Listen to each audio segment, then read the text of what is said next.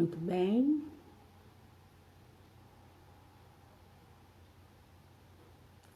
Como se diz alguém aí?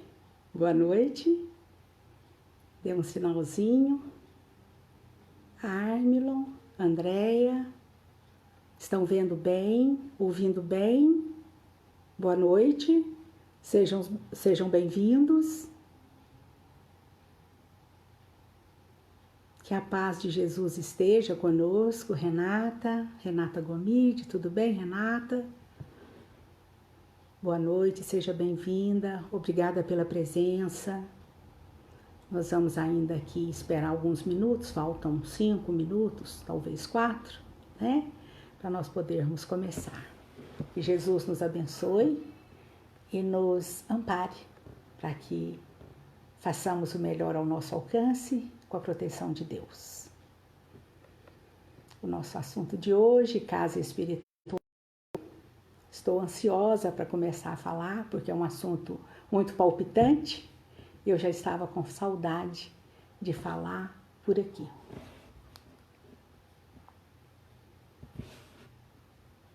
Quem for chegando, podia colocar um oi, uma boa noite, uma florzinha, qualquer coisa. Só para a gente saber. Quero saber se vocês estão ouvindo bem. Renata, você está ouvindo bem? Ouvindo, vendo? Tá tudo certo? Nanda, tá tudo bem? Boa noite, Fernanda. Sejam todos muito bem-vindos. Que Jesus nos abençoe a todos. Daqui uns minutinhos nós estaremos começando.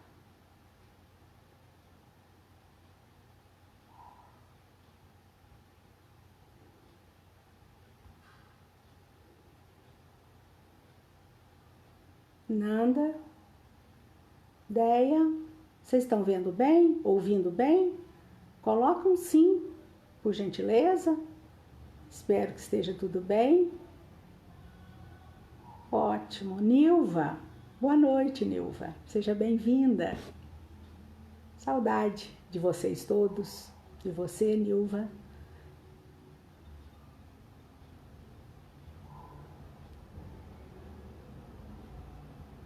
Que bom. Oi, Nandinha. A Nandinha, que amanhã estará fazendo aniversário. Um carinho especial para você, Fernanda. O nosso assunto de hoje, gente, casa espiritual. Como disse, estou ansiosa para começar a falar. Vamos aguardar um pouco mais.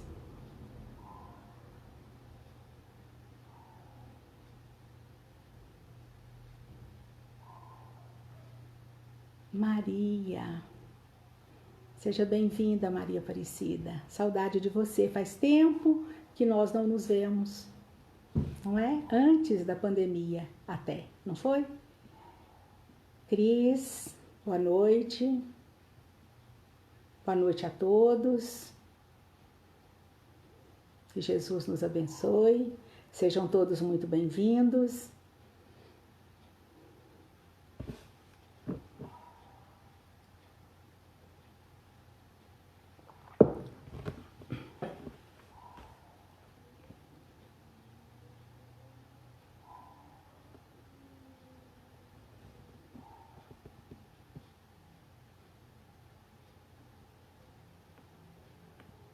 Sirlene, boa noite, Sirlene, seja bem-vinda. Obrigada a todos, a todas, pelas presenças amorosas, amigas. Que Jesus nos abençoe.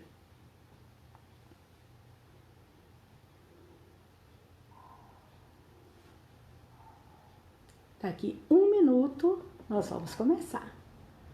Daqui 1 minutinho, que ainda falta, né? O nosso assunto de hoje é casa espiritual. Nós vamos comentar a partir da carta 1ª de Pedro, onde ele fala: vós também, como pedras vivas, sois edificados casa espiritual. Eu acho esse tema muito empolgante, muito palpitante, porque nós somos considerados pedras vivas, rochas vivas da construção do Cristo.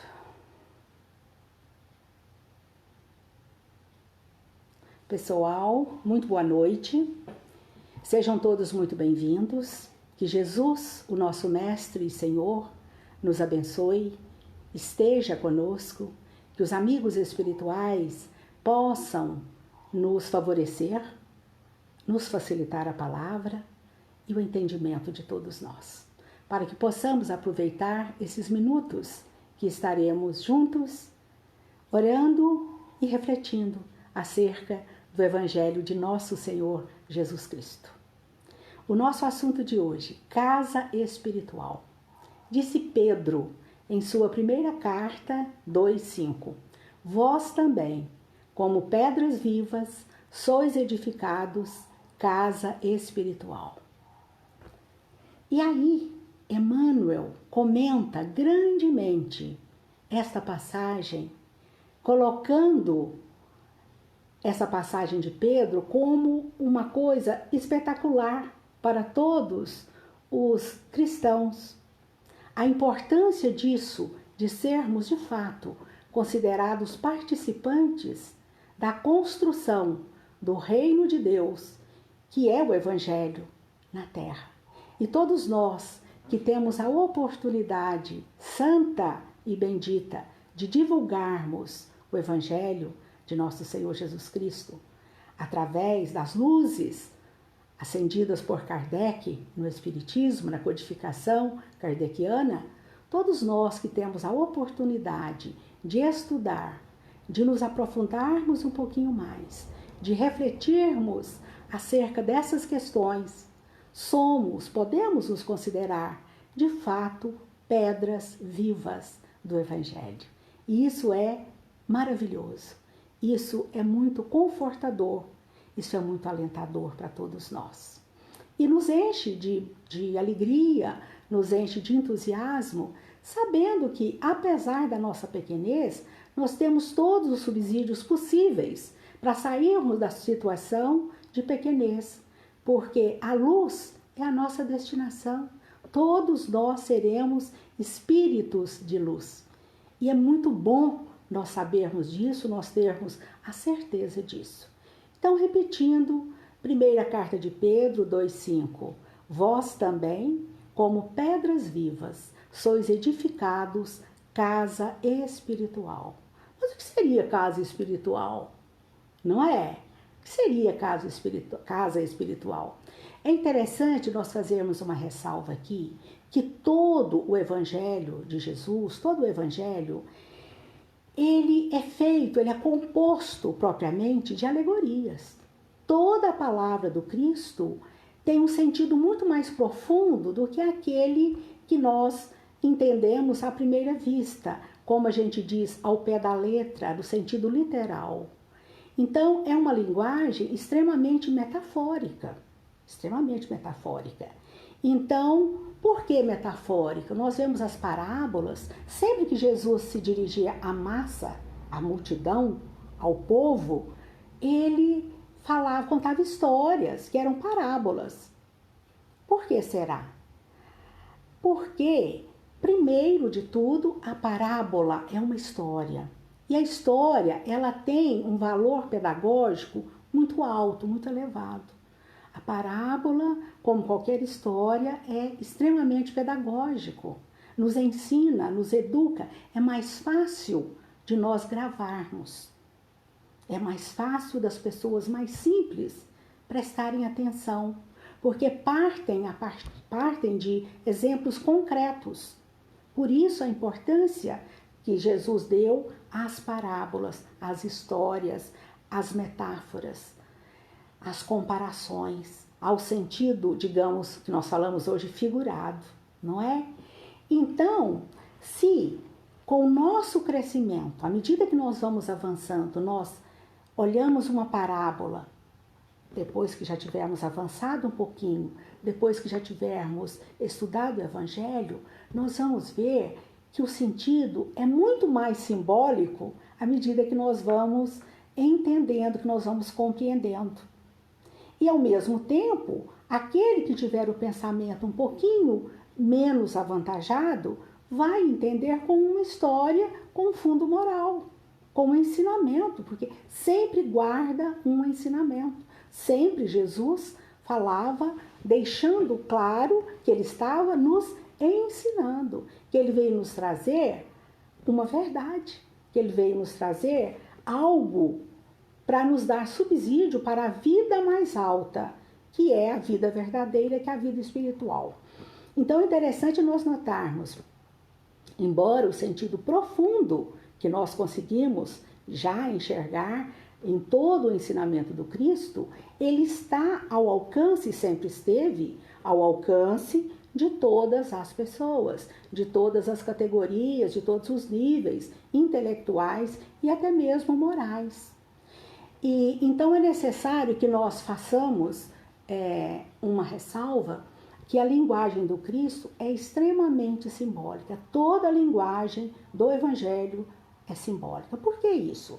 Primeiro, por causa disso que eu já falei, né? Que nós já falamos, que por conta de ser acessível, de se tornar mais acessível a todas as pessoas.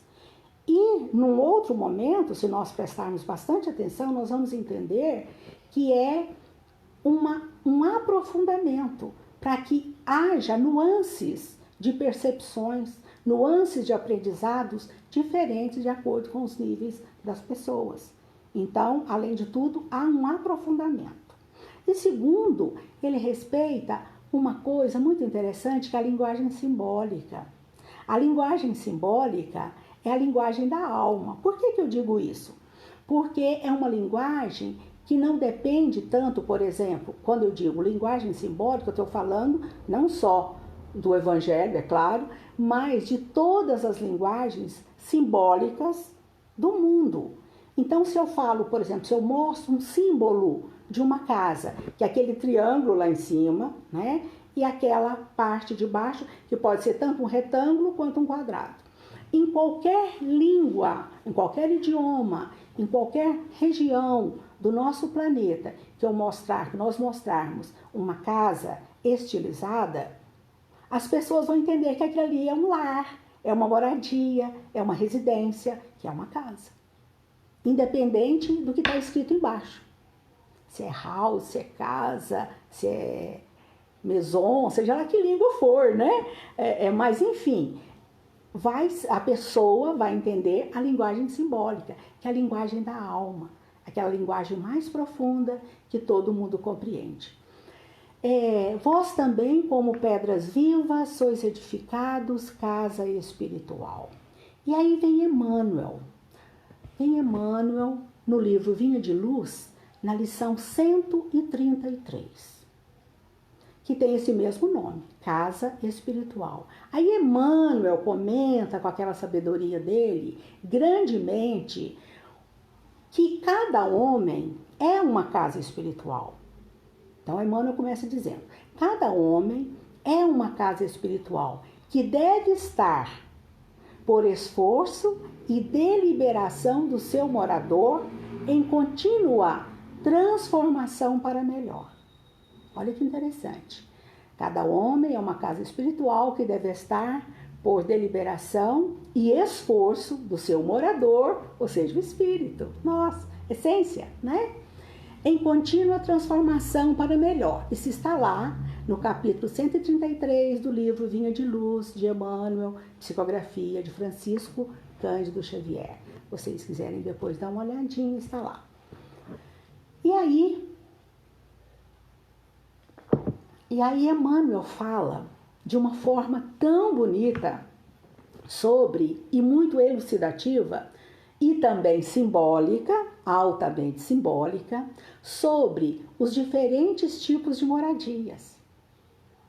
Olha só, os diferentes tipos de moradia.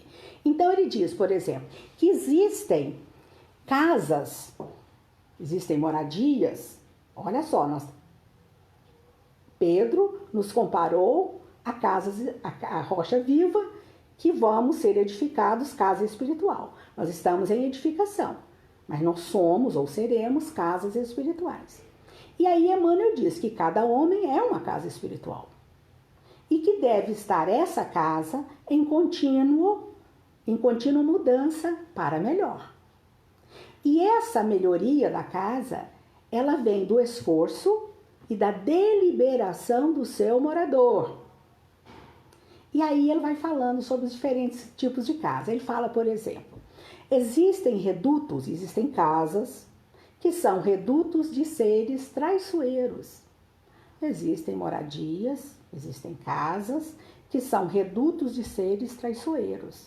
O que seria isso? Simbolicamente, destrinchando isso daí, o que nós temos dentro de nós, o que trazemos de vidas pregressas, que tipo de paixões eu ainda desenvolvo, deixo vir à tona várias vezes por dia dentro de mim, que tipo de defeito, que tipo de vício, que tipo de atavismo eu trouxe de um passado certamente tenebroso, difícil, complicado, e derramo todas aquelas coisas nessa vida, nessa minha casa espiritual, nessa minha moradia, que deveria, na verdade, ser um vaso de santificação e honra.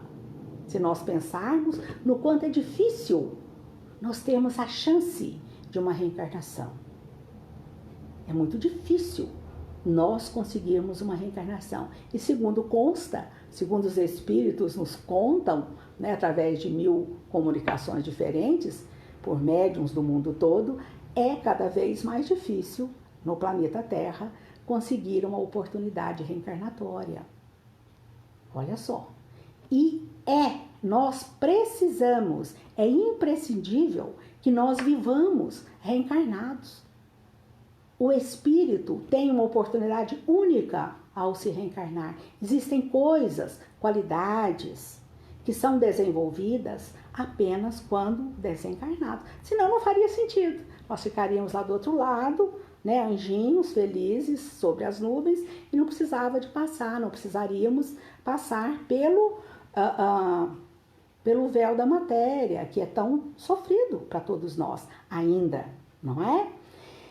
Então, Emmanuel diz que existem redutos de seres traiçoeiros, ou seja, existem casas espirituais, existem pessoas que guardam em si verdadeiros seres traiçoeiros. Que seriam esses seres traiçoeiros? As nossas falhas, as nossas defecções, os nossos problemas não resolvidos. Isso são seres traiçoeiros, porque nos atraiçoam e atraiçoam a quem quer que se nos aproxime.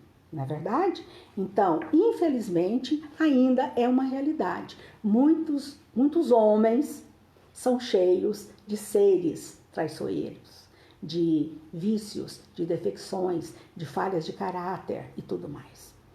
Ele diz também, existem moradias relaxadas. O que equivale a dizer, existem pessoas que agasalham em si vários tipos de relaxamentos morais, de defecções, de falhas. Quais sejam a má vontade, a preguiça e por aí vai. Esses defeitos que a maioria de nós tem, uns mais, outros menos, mas somos ainda de evolução deficitária. Então temos muito que aprender, gente. Temos muito para ser feito, ainda nessa vida, nessa encarnação. Na verdade, a nossa vida é uma só, né? Com intermédios, sendo intermediada por reencarnações, desencarnação e tal. Porém, nós estamos aqui, todos nós que estamos aqui, ou pelo menos a maioria de nós, eu acredito, não sei, e somos pessoas encarnadas, espíritos encarnados, que então somos as tais casas espirituais. E muitas vezes somos relaxados.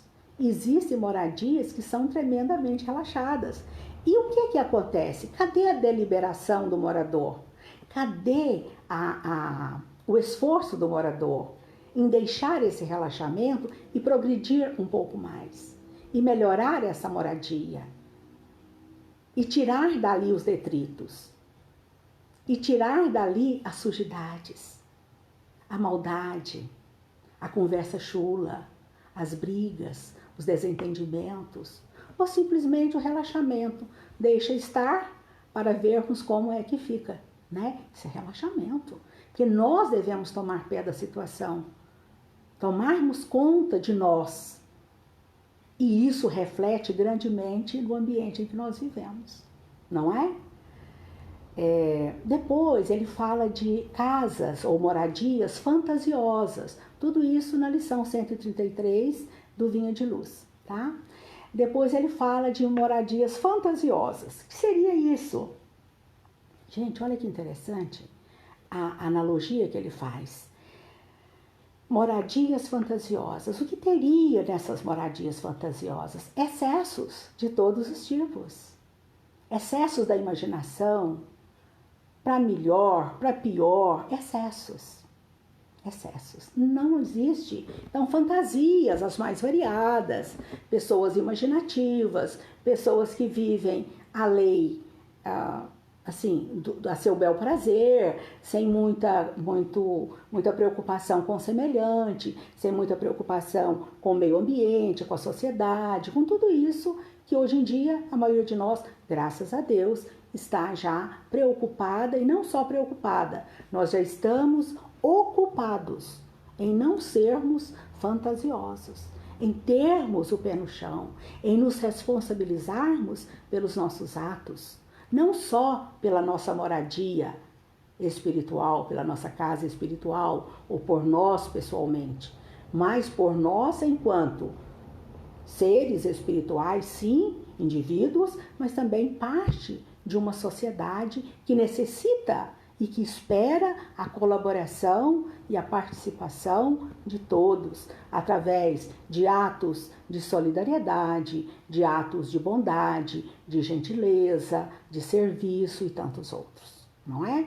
Então não sejamos fantasiosos, não deixemos que a nossa casa espiritual crie tantas fantasias, sejamos realistas, não fujamos das responsabilidades. Porque, gente, é tão fácil nós sermos fantasiosos, é tão fácil, é tão fácil. É, aliás, gostoso nós termos a imaginação e vivermos de fantasia, de ilusão. A maioria de nós vive iludida. Repetindo, a maioria de nós vive iludida. Nós não queremos ver nada que nos faça sofrer. Sendo que a dor, ela também é pedagógica.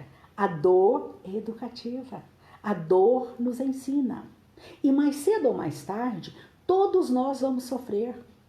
Pode até nem ser nessa vida. Às vezes a gente passa uma vida, light. Mas também qual é o crescimento adquirido ali? Talvez nenhum. Então, aquele ser que fica estagnado.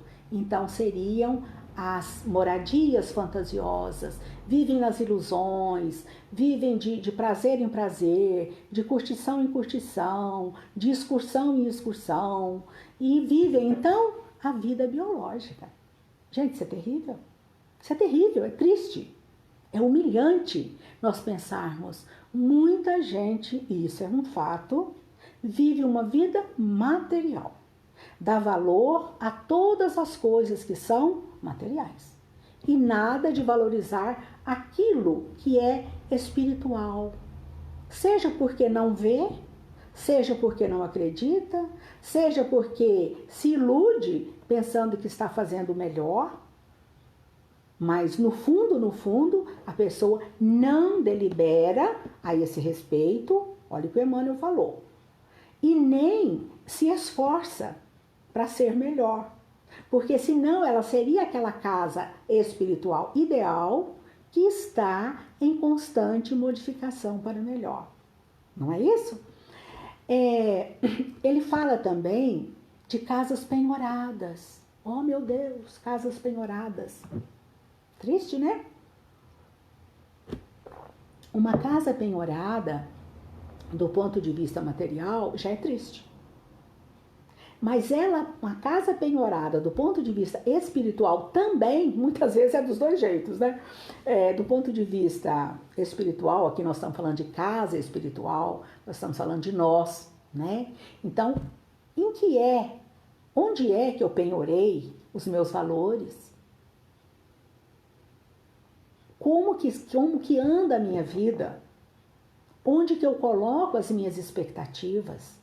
Eu deixo que as pessoas tomem conta de mim, da minha casa espiritual, façam o que bem entenderem, me tomem até a casa, né? Ela foi penhorada, quer dizer, está lá, de molho, né?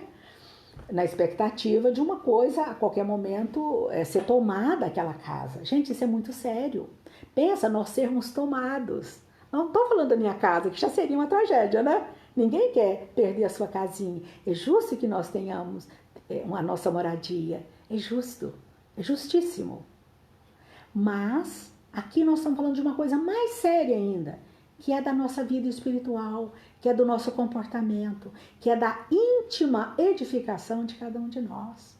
E muitas vezes nós colocamos a nossa vida, deixamos que ela seja penhorada, deixamos que ela seja, de certa forma, lidada e cuidada por terceiros, que vão fazer dela o que bem entender, deixa nas mãos da justiça, que nem sempre é justa, é legal, mas não é justa. Não é isso? A justiça é legal, é a lei, portanto é legal, mas nem sempre é justa. Então imaginemos isso em relação a uma casa íntima nossa, a nossa intimidade mais profunda, a nossa essência. Nós vamos colocar isso na penhora? Não, claro que não. Pensemos com carinho a respeito. E diz Emmanuel também que existem casas abandonadas, em ruínas, sufocadas por eras que vão trançando e fechando o cerco. Muitas vezes é interessante nós observarmos que mesmo a casa física mesmo, nem se falando da nossa casa espiritual, que então a coisa é mais séria ainda, né? Muito mais sensível, muito mais sutil, muito mais sublime, muito mais delicada a situação. Mas em falando mesmo de casa material mesmo, para nós entendermos melhor, é interessante que quando nós observamos que uma casa está abandonada, quando ela é abandonada, nem sempre ela está em ruínas, mas quando ela fica abandonada por algum tempo, ela começa a entrar em ruína física.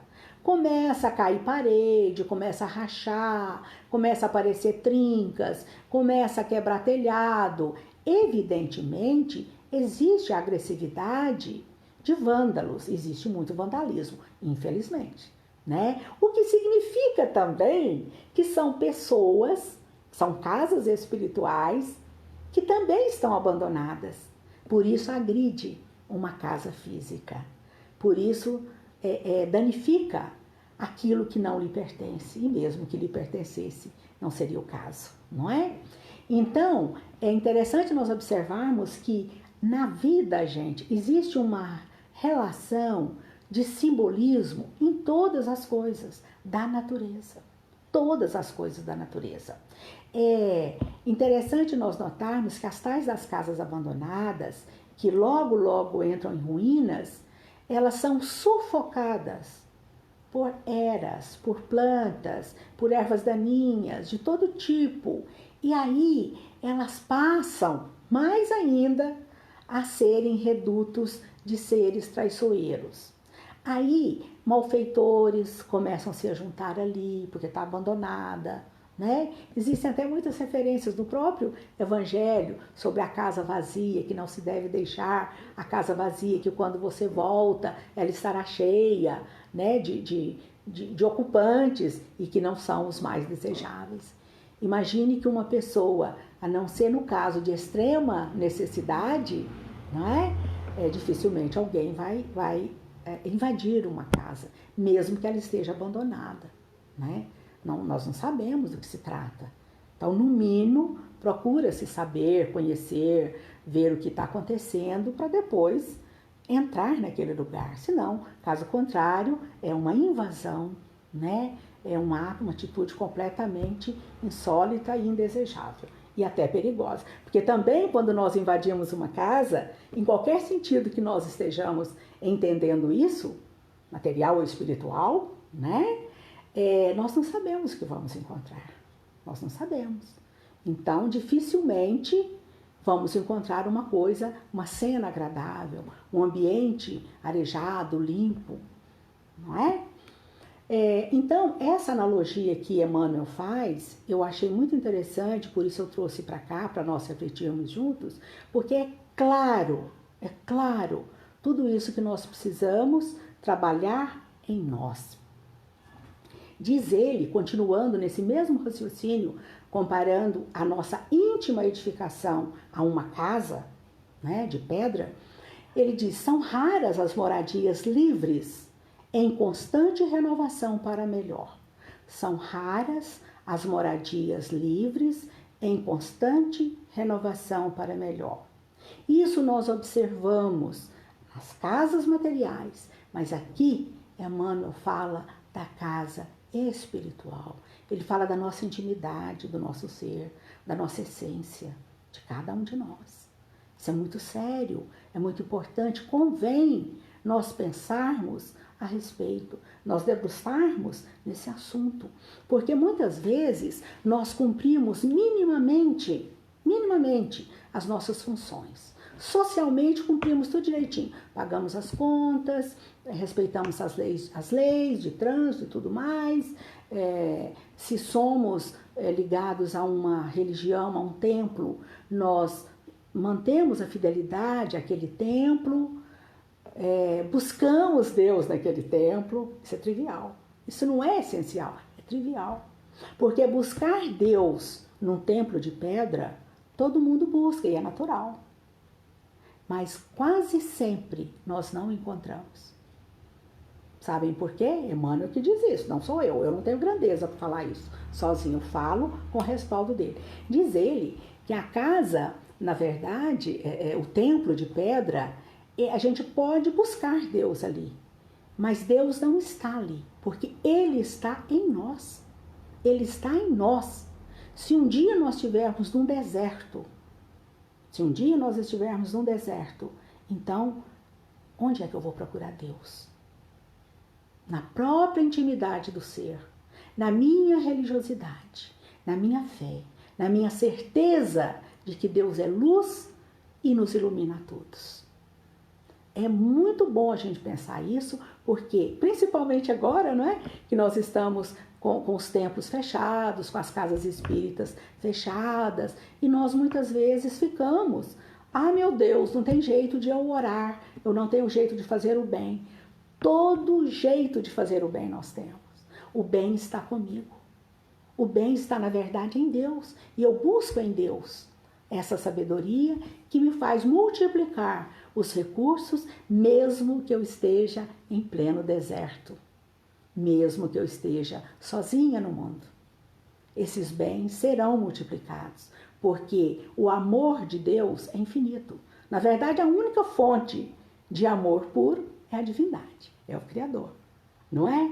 E o amor, ele não é inócuo, ele é sempre positivo.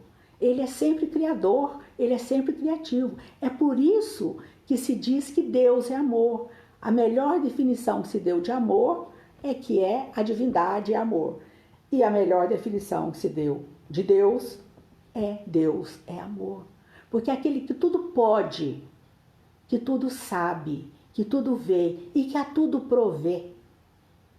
Então não é errado nós entendermos que Deus nos proverá de recursos necessários para nós sairmos de qualquer situação ruim, desde que nós deixemos a nossa casa interior livre e em constante renovação para melhor. Essa liberdade é a liberdade dos justos, é a liberdade daqueles que já sabem o que estão fazendo. Não é a liberdade próxima da libertinagem, que eu sou livre porque eu faço o que eu quero. A rigor, todos nós podemos fazer o que quisermos, mas não deveríamos. Nós deveríamos estar atento aos códigos sagrados, à ética maior, à moralidade maior que Jesus nos ensinou de uma forma doce no seu Evangelho. Nós que somos aprendizes do Evangelho, devemos prestar atenção nas palavras de Simão Pedro, na sua primeira carta, lá 2,5. Vós também sois edificados casa espiritual. A lição de Jesus, ela não deve ser tomada apenas como uma carícia embaladora, porque quando Jesus nos fala das benesses, das bem-aventuranças, aí nós sempre nos consideramos muito felizes e muito bem-aventurados. Porque se eu sou um chorão, então bem-aventurados que choram. Se eu sou um sofredor, eu me considero uma sofredora, né? Coitadinha de mim. Então, eu sou bem-aventurada. Então, muitas vezes, nós nos equivocamos ao interpretar ingenuamente o próprio Evangelho de nosso Senhor Jesus Cristo. Porque jamais as lições do Mestre Jesus, no seu Evangelho de luz e de amor, jamais elas deveriam ser tomadas como carícias embaladoras. E sim como material, ferramenta, material de construção e, se necessário, de reconstrução da reforma integral da casa íntima. Onde que eu vou? Eu estou com uma dificuldade, eu estou com um problema seríssimo.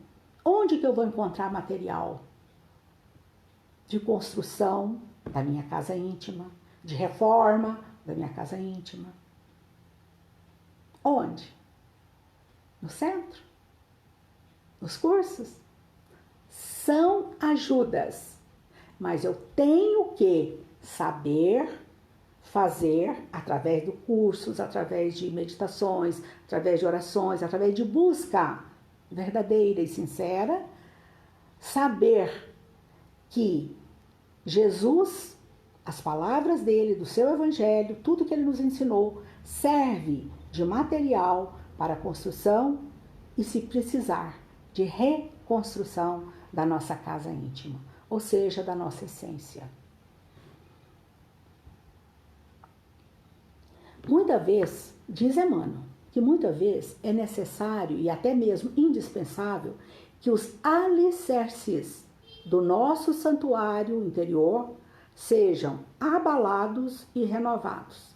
Parece duro isso, né? Está lá na lição 133, que está sob nossa análise hoje. Muitas vezes, diz ele, é indispensável que os alicerces de nosso santuário interior sejam abalados e renovados. E aí, é uma pergunta que eu faço para todos nós. Que tipo de casa necessita ser abalada e renovada? Na nossa casa material mesmo. A minha casa precisa ser renovada, ela precisa ser abalada, ela precisa ser demolida. Por quê? Que tipo de casa é essa?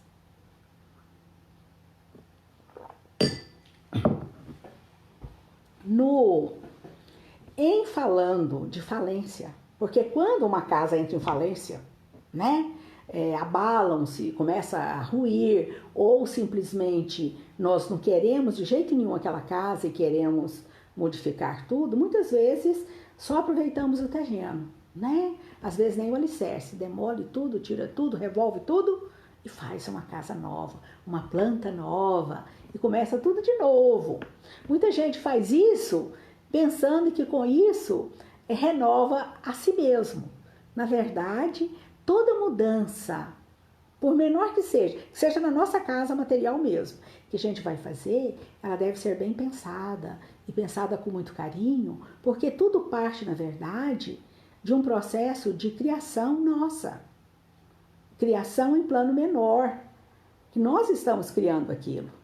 Então, nós sejamos responsáveis. No livro Evolução em Dois Mundos, André Luiz fala sobre, quando ele fala de fluido cósmico universal, ele fala de cocriação em plano menor. Diz ele que a cocriação, quer dizer, cocriar junto com quem? Com o Criador Supremo. Não é isso? Então, a cocriação em plano maior, ela existe nas esferas sublimadas, ela existe para os espíritos de luz, os guieiros da humanidade. Eles co-criam com Deus. E nós também co-criamos, só que num plano menor. Então é na nossa casa, são os nossos afazeres, são as modificações que nós fazemos, as influências que nós conseguimos passar positivamente para as pessoas, a transmissão da palavra, a pregação evangélica, a doação material e principalmente a doação espiritual, da bondade, da gentileza, da fraternidade, da solidariedade, do serviço ao semelhante, espelhando o próprio Cristo de alguma forma, porque Ele que nos ensinou tudo isso, Ele que nos exemplificou tudo isso. Então é importante nós entendermos que nós também somos co-criadores. E qual a natureza das minhas criações? Daí, quando nós vamos demolir alguma coisa para criar uma outra em cima, ainda que seja uma coisa puramente material, que isso comece do nosso interior, que a gente faça as associações e entenda os simbolismos das coisas. Isso não é superstição, isso é sabedoria. Nós sabemos associar as coisas, saber que tudo tem um sentido mais profundo, que todos os nossos atos, mínimos que sejam, têm consequências. Somos responsáveis pelas consequências de todos os nossos atos. De tudo aquilo que eu falo, que eu desejo, que eu busco, será que eu sou? Devemos pensar nisso, né? Existe um livro muito bom, até eu estou com ele aqui, é o mais recente da Joana de Ângeles, chama Vidas Vazias. Vidas Vazias é um livro da Joana de Ângeles, psicografia do Divaldo Franco, não é? E são 30 lições daquela linha psicológica dela, que é tão útil para nós, né? Nos ajudam tanto. Então, nesse livro, Vidas Vazias, no primeiro capítulo, que chama de novo, ou melhor, novamente, Vidas Vazias.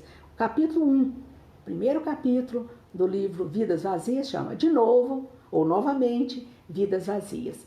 Ela começa falando de Freud, depois ela fala até sobre a libido, que Freud teria levantado a lebre aí da libido, né? E aí ela diz, embora os exageros freudianos, porque ele negava, inclusive, a existência espiritual, mas ele levantou uma lebre, ele tirou uma questão que ficava como tabu, e até mais tarde, chegando mesmo a Jung, que ela parece gostar muito, eu também, obrigada, o Carl Gustav Jung, o fundador da psicologia analítica, ele desmistifica a questão da libido, dizendo que a libido não é nada daquilo que Freud falava e que se acreditava na época, que era a energia sexual. Não. A libido, na verdade, é uma energia geral que serve, entre outras coisas, para criatividade, inclusive criar, em plano menor, co-criar seres humanos através da reprodução. Mas se isso daí for usado única e exclusivamente para esse fim, é um puro e idiota materialismo, grosseiro. E se nós não dignificarmos a todas as energias que estão em nós e das quais nós lançamos mão, nós estaremos errando feio e muito mais cedo do que nós acreditamos, sofreremos as consequências. Joana de Ângeles fala muito bem sobre isso, sobre esse assunto. Aí, nesse primeiro capítulo, ela fala sobre a importância do desenvolvimento da psicologia, o quanto a psicologia nos tirou das cavernas internas, das cavernas íntimas, do nosso atraso, daquele retrocesso em que a gente vivia até a época que começou com Freud e depois seguiu com Jung e até hoje evoluiu muito, tanto que a Joana de Ângeles tem essa linha psicológica.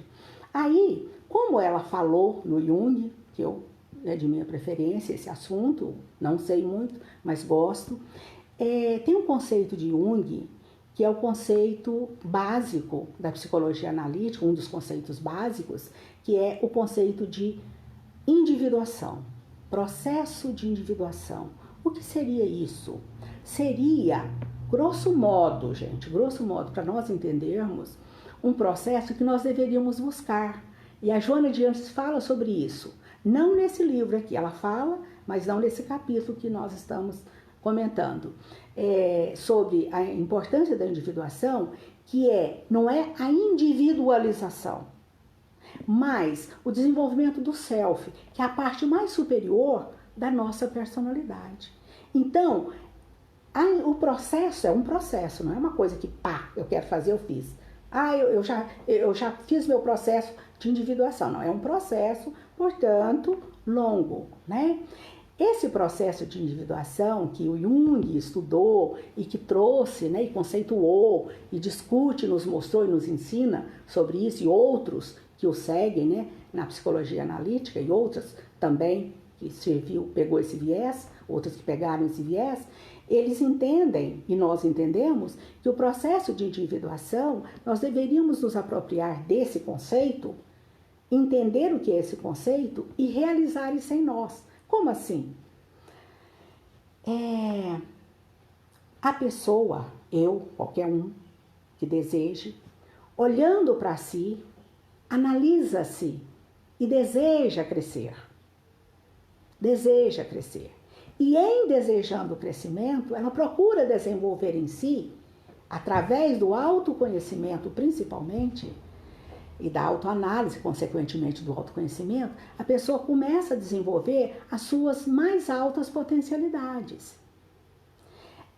Num outro momento, desse mesmo livro, Vidas Vazias, Joana de Ângeles fala que até um certo ponto da nossa evolução individual, nesse processo de individuação, que é quando a pessoa se apercebe que ela pode e que ela deve e que ela quer fazer o seu processo evolutivo, isso é o processo de individuação. Eu crescer, desejo crescer diante de mim mesma, diante de Deus, não acima dos outros. Em nenhum momento eu vou me considerar e comparar com os demais, nem mais nem menos. É um processo pessoal, íntimo e extremamente profundo. Extremamente profundo. Eu quero crescer, eu quero melhorar, eu quero sanar meus defeitos. Isso é maravilhoso. Isso é tornar-se verdadeiramente uma sólida e bem cuidada casa espiritual. Então é interessante que diz a Joana de Ângeles, para finalizar, nós vamos falar isso, que eu achei muito interessante e muito alentador. É uma coisa assim que nos enche os olhos, nos enche a alma de esperança. Até um certo ponto da nossa evolução aqui na Terra, nós vamos, em qualquer lugar eu acredito, né? Nós vamos num ritmo que a gente chama de aritmético, né? E depois de uma certa altura dessa evolução, desse desenvolvimento pessoal, nós começamos a crescer numa proporção geométrica. Olha só que diferença que é do aritmético para o geométrico. Então, ela diz, inclusive, isso para mim foi uma novidade, que inclusive podem acontecer saltos quânticos na evolução, depois desse nível. Ou seja, a pessoa só muda de nível espiritual. A sua casa espiritual se torna sólida. E a pessoa muda de condição. O ser, o espírito, muda de condição. Mesmo aqui na Terra. Evidentemente não é fácil, né? Mas é possível. Então é importante nós trabalharmos, batalharmos para isso. Porque crescendo, se eu crescer, se eu estiver preocupada com isso, alguma coisa eu consigo. Minimamente, mas consigo. Então é preciso nós nos conhecermos, fazermos um inventário das nossas falhas, também das nossas vantagens. colocar ali uma lista, né, lado a lado, vantagens e desvantagens, porque com as vantagens é a minha ferramenta de evolução. E as outras, as desvantagens, os defeitos, as falhas, as defecções, eu vou trabalhar com aquelas possibilidades que eu tenho para minimizar e, se possível, superar todas essas falhas. Evidentemente, isso um dia, no futuro, próximo ou remoto, dependendo do esforço de cada um, do interesse de cada um, da dedicação de cada um em alimpar as suas casas espirituais. Porque, na verdade, nós somos casas espirituais. Eu acredito que era isso que nós queríamos falar, da importância de tudo isso. Desejo de todo o meu coração que nós consigamos entender o que é e possamos começar o nosso processo de autoconhecimento com maior profundidade, com maior boa vontade, com maior disposição, sabendo que os espíritos bons estão nos dando orientações através dos livros, através da intuição e através de 1000 formas diferentes, de pessoas bondosas que nos ajudam, que nos guiam e que nos ajudam. Que Jesus esteja conosco, que Jesus nos abençoe. Vamos, então, elevar o nosso pensamento a Deus, pedindo a Ele que derrame sobre toda a nossa cidade, sobre o nosso país, que abençoe os nossos políticos tão necessitados de renovação, de bons pensamentos, de bons sentimentos, de maior responsabilidade, para que o povo sofra menos. Pedimos por todos aqueles que se recomendam às nossas preces. Rogamos pelos amigos, pelos familiares, pelos entes queridos, mas principalmente pedimos a Jesus pelos nossos inimigos, encarnados e desencarnados. Que a infinita misericórdia de Deus esteja conosco, agora e sempre. Muito obrigada a todos, boa noite. Fiquem com Deus.